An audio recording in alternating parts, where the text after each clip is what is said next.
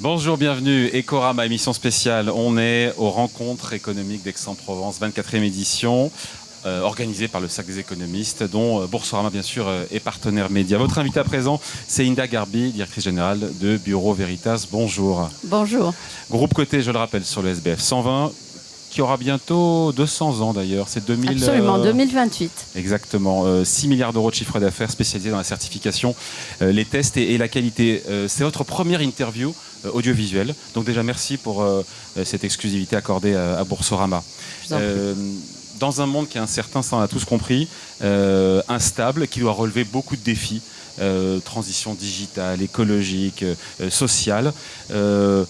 Quelque part, les entreprises, les citoyens ont plus que besoin, mais ça c'est mon analyse, d'avoir un tiers de confiance. Donc quelque part, Bureau Veritas.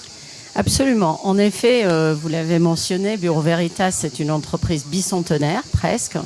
C'est une bonne idée de penser à Bureau Veritas comme un garant de confiance. C'est un tiers de confiance indépendant, impartial, qui regarde tous les échanges de négoce, qui regarde tous les produits, tous les actifs, qui fait en sorte que ça soit sûr, sécurisé, qu'il n'y a pas un impact négatif sur les personnes, sur l'environnement. Donc il faut absolument des acteurs comme Bureau Veritas. Pour le commun des mortels, parce qu'on se dit c'est une activité B2B, mais ça a un impact sur nos vies au quotidien, nos consommateurs.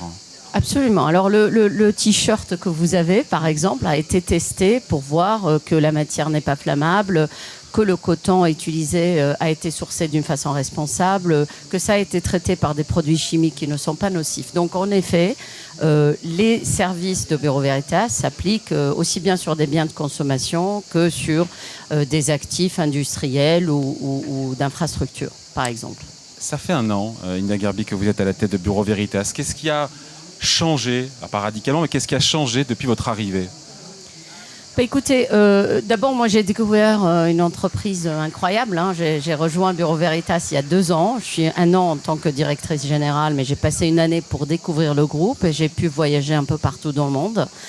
Et je pense qu'il a changé, c'est que on est aujourd'hui dans un marché qui est très très positif pour les activités de Bureau Veritas. Pourquoi ? Parce qu'il y a des tendances très importantes qui caractérisent ce marché, la transition énergétique, l'impératif de la durabilité, le mouvement des chaînes d'approvisionnement et il y a plein d'autres facteurs aussi importants. Et ce qui fait que nos services sont nécessaires et par conséquent, nous, on a mis en place une stratégie qu'on vient d'annoncer au marché, qu'on avait annoncée au marché en mars, qui va en effet prendre avantage de ces tendances pour faire un tournant dans la croissance et le retour aux actionnaires de Bureau Veritas. Ouais, nouveau plan stratégique donc pour horizon 2028 pour le bicentenaire.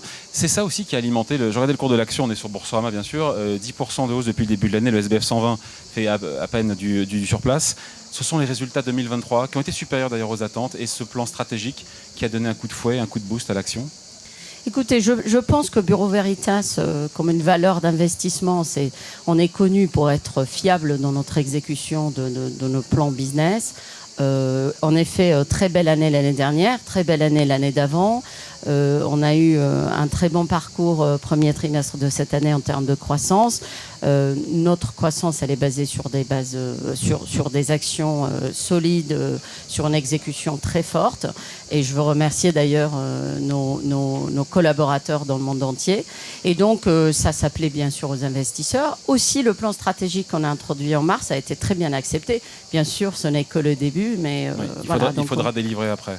Il faut Délivrer absolument sur la croissance, sur la rentabilité, avec une accélération, je l'ai compris en creux, des acquisitions pour renforcer Bureau Veritas sur les marchés où vous êtes déjà leader, notamment les bâtiments, l'infrastructure, mais pas que, pour aller, vous l'avez dit indirectement, Hinda Gharbi, sur le renouvelable, la transition écologique, la cybersécurité. En fait, tout est prioritaire ou pas ? Non, tout n'est pas prioritaire. On a des activités où on a été leader pendant longtemps.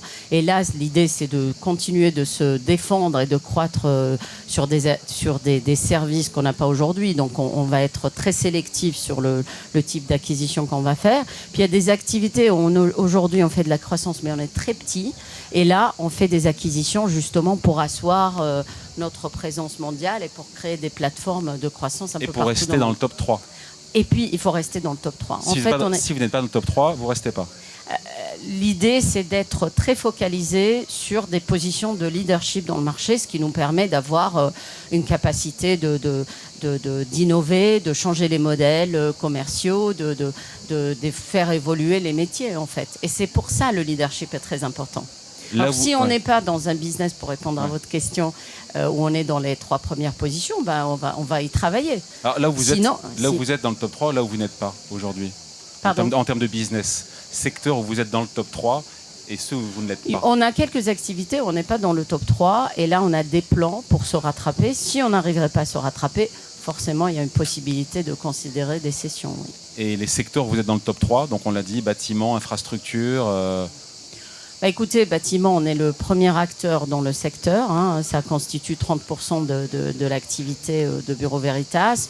On a une très grande présence dans l'industriel, notamment l'oil and gas et les activités gestion de risque sur ces secteurs-là.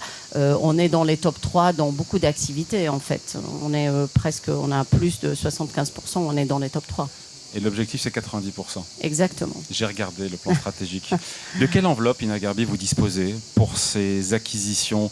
On serait sur des opérations structurantes? Je crois que la réponse est non, plutôt des opérations de taille moyenne. Encore que moyenne, on parle de quoi? D'acquisition tactique? C'est quoi? C'est 100 millions, 200 millions d'euros? Ou c'est pas un sujet? Alors écoutez, on est plutôt sur sur des activités, sur des acquisitions très pointues, sur des sujets bien précis, donc ce qu'on appelle, en utilisant un anglicisme, du bolt-on. On n'est pas du tout dans des acquisitions structurantes aujourd'hui. Bon, on l'a compris, il y a une inflation de normes, il y a les critères ESG.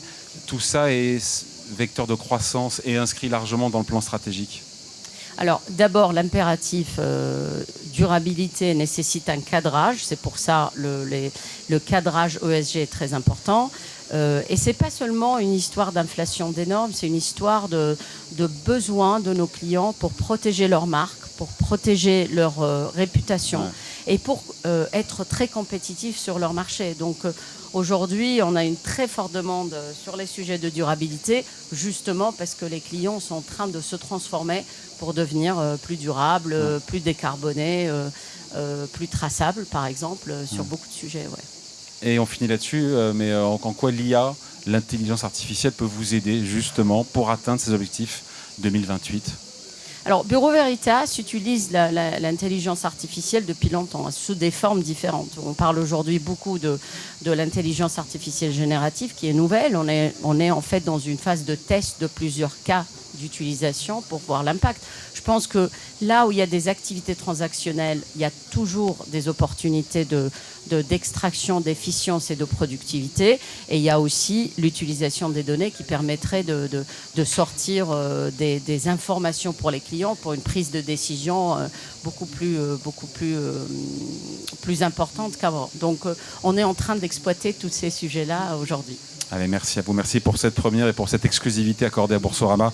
On vous retrouvera avec grand plaisir dans nos studios à l'occasion de résultats annuels. Vous serez la bienvenue. Merci en tout cas. Merci à vous. Merci beaucoup. Ina Garbi, donc directrice générale de Bureau Veritas et Corama enregistré depuis les rencontres économiques d'Aix-en-Provence.